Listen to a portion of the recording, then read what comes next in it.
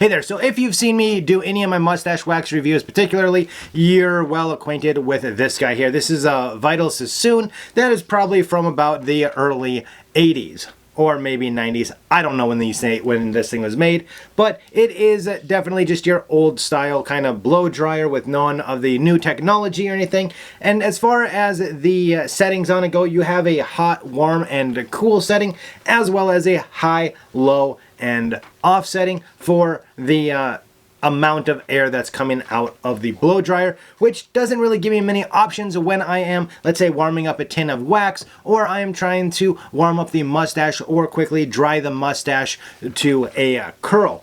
And well, it's also not the easiest to clean and shows up a lot of the wax and stuff. I promise you that's all of this stuff here is wax from my mustache. That was what I was using until now, because guys, Brio sent me their Vento. That is right. I got the Brio Vento.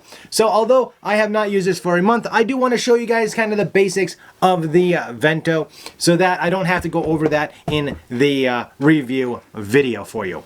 So we're going to take a look at it real quick. The box is fairly simple. You've got the cool graphic on here. On the back, you've got some talking point stuff about the auto cleaning mode, digital screen, and things that I'm going to show you here shortly. And well, it is just a pretty standard box.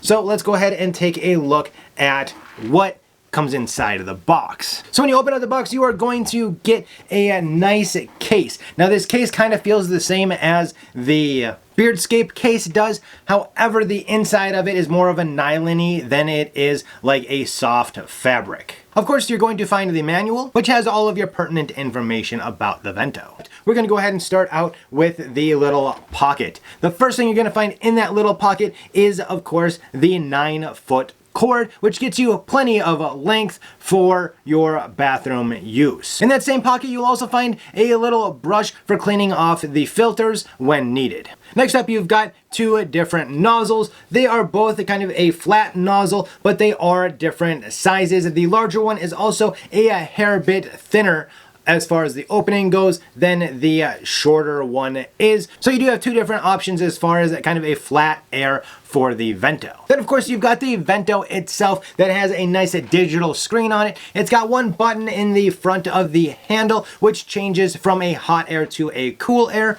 You've got your temperature button as well as a fan setting speed. Now with the Vento, you have 4 temperatures available to you for blow drying. You've got your 90 degrees, you've got 140, 190, as well as your top at 210 degrees, which I will tell you right now is a lot harder than I would ever use for any of my facial hair. But for them women out there with thick hair, it's probably a pretty standard temp.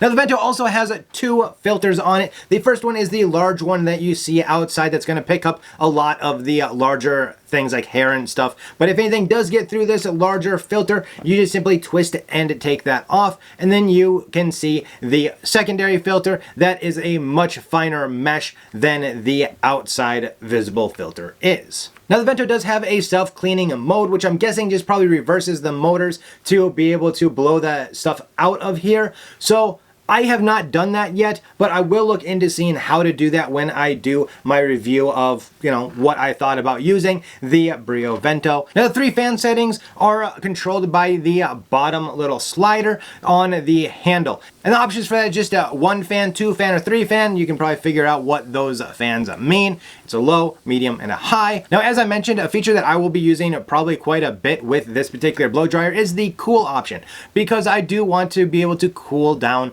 that wax sometimes a little bit quicker than it may just sitting on my mustache. So I may give that one a try as well. And that's super easy to turn on just by pushing the front button once, and then it just goes to cool and stays on cool until you hit it again, which then goes to the warm option. To attach the nozzles, it's super simple. You just line up the end of the nozzle with the end of the Brio and give it a little push, and it snaps right into place. To take it apart, it's just the opposite.